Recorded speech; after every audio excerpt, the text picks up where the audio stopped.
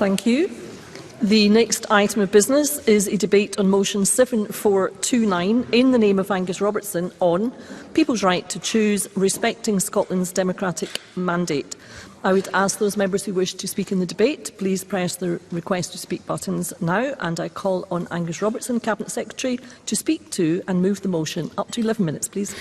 Thank you, Presiding Officer. Every member here in this chamber is here today because of the trust placed in us by the people of Scotland through their votes. Votes that had consequences, votes that, thanks to our system of proportional representation, mattered and allowed people to express their choices. That, Presiding Officer, is what democracy is about, making people's choices matter. Of course, there is more to a modern European democracy than just counting up votes, but when you start to undermine that fundamental, when you seek to deny people what they have voted for, you risk undermining democracy itself. And this places obligations on those of us who win elections.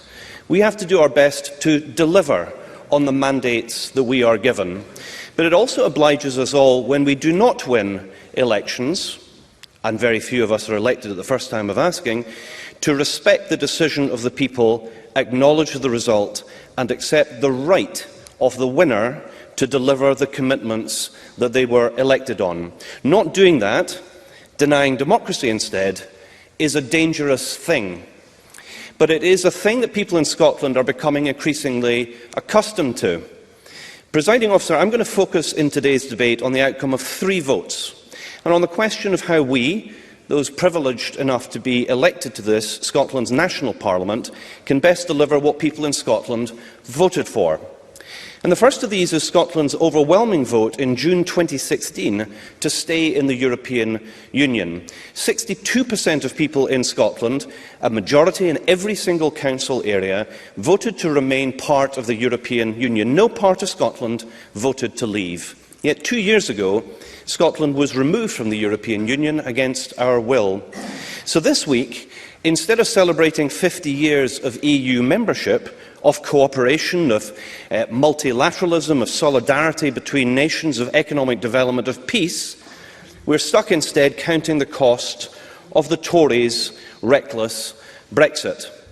According to the Office of Budget Responsibility, they estimate that Brexit will reduce long-run productivity by 4% compared with EU membership. This equates to a cut in public revenues in Scotland of around £3 billion every year, heaping further massive pressure on our NHS and other public services. And these statistics are stark, and they mask the human reality of the impact of Brexit. The small businesses going under because of the price of importing, the restaurants and hotels closing rooms and services because they cannot get the staff, the firms passing on to customers their increased costs, helping to fuel record levels of inflation.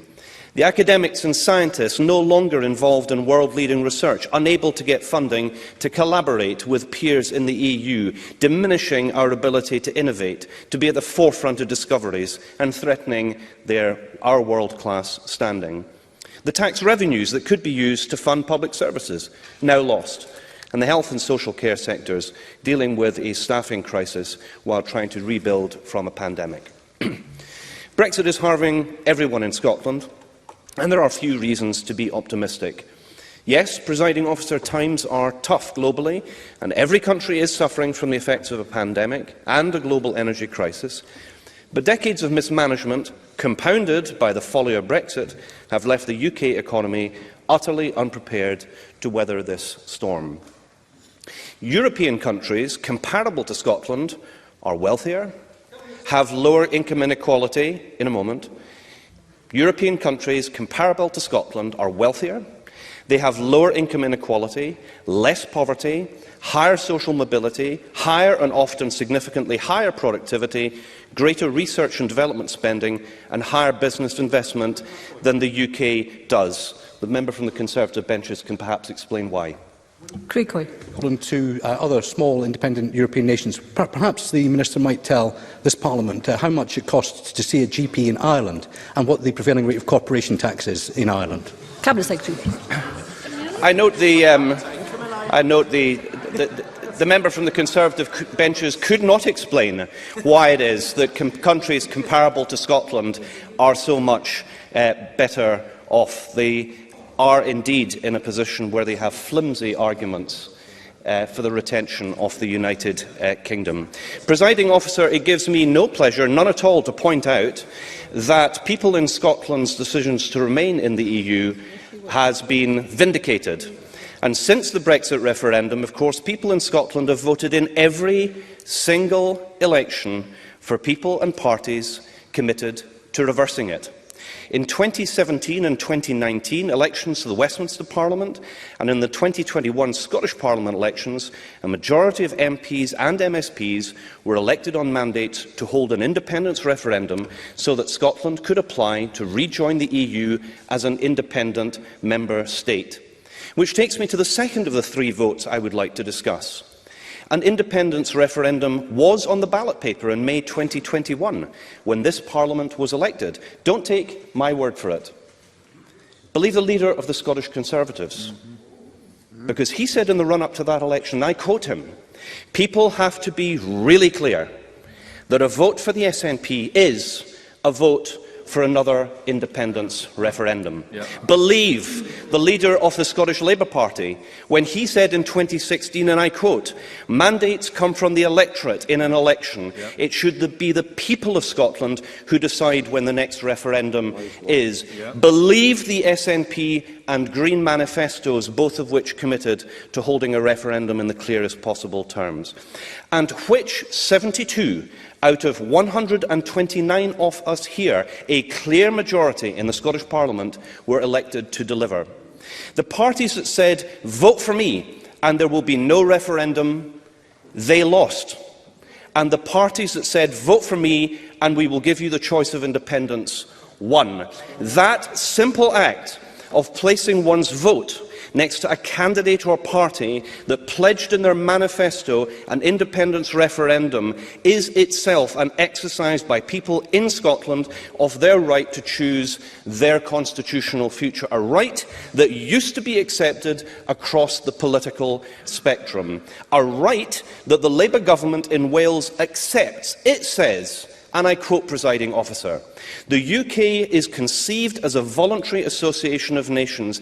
It must be open to any of its parts democratically to choose to withdraw from the Union. If this were not so, a nation could conceivably be bound into the UK against its will, a situation both undemocratic and inconsistent with the idea of a union based on shared values and interests." A right, presiding officer, that should matter as much to those who oppose independence as to those who support it. Because what is Scotland within the UK if we do not have the right to decide to leave? Trapped, stuck, however we vote. Is that the voluntary union they claim? Which brings me to the third vote I would like to discuss. In 2014, people in Scotland were offered the choice of independence and they voted against it. And we accepted that result. But here is the question that requires an answer. We're not independent. After the referendum, did Scotland get what the majority voted for? People in Scotland were promised that within the UK we would benefit from the economic strength of the United Kingdom. Instead, we have suffered from years of economic mismanagement, culminating in the disastrous experiment of a failed Tory budget that cost this country billions and put the final nail in the coffin containing the UK's reputation for economic competence. The OECD predicts that the UK will be the slowest growing G20 nation over the next 2 years, apart from the sanctioned Russia. And perhaps the member from the Conservative benches will explain why the UK is doing so badly in international comparison.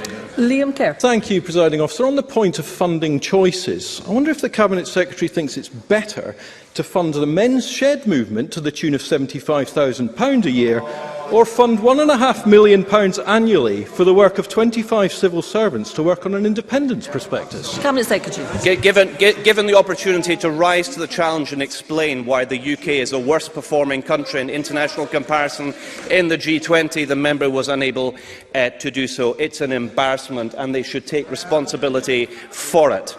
The latest OECD and IMF forecasts show that the UK is set to have one of the highest inflation rates among G7 nations in 2023.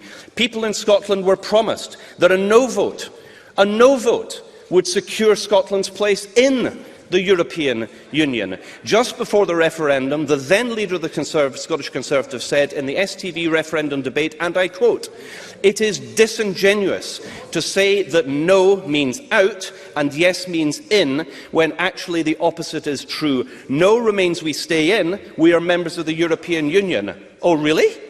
The then Secretary of State for Scotland said in November 2013, and I quote, "The only guaranteed way of leaving the European Union is to leave the United Kingdom." And the Better Together campaign itself asked the question, what is the process for removing our EU citizenship? Its answer, voting yes.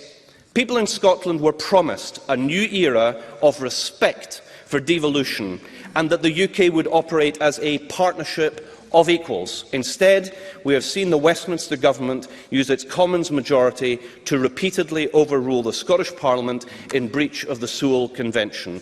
We've seen a series of power grabs through Westminster legislation, changing and limiting this Parliament's powers again and again without our consent. And now we have the UK Secretary of State for Scotland threatening, with a stroke of his pen, to overrule a bill overwhelmingly passed in this Parliament. Cabinet Secretary, I must ask you to bring your remarks. Indeed. When the will of a huge majority of elected MSPs in Scotland's Parliament can be reversed by a single figure from the Westminster Government, that shows clearly where sovereignty under the devolution settlement lies.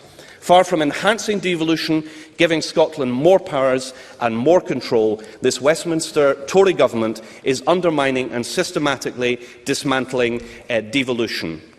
The motion before us today says that people in Scotland's decisions matter, that their votes count, and their future should be in their hands, because this is about who decides Scotland's future.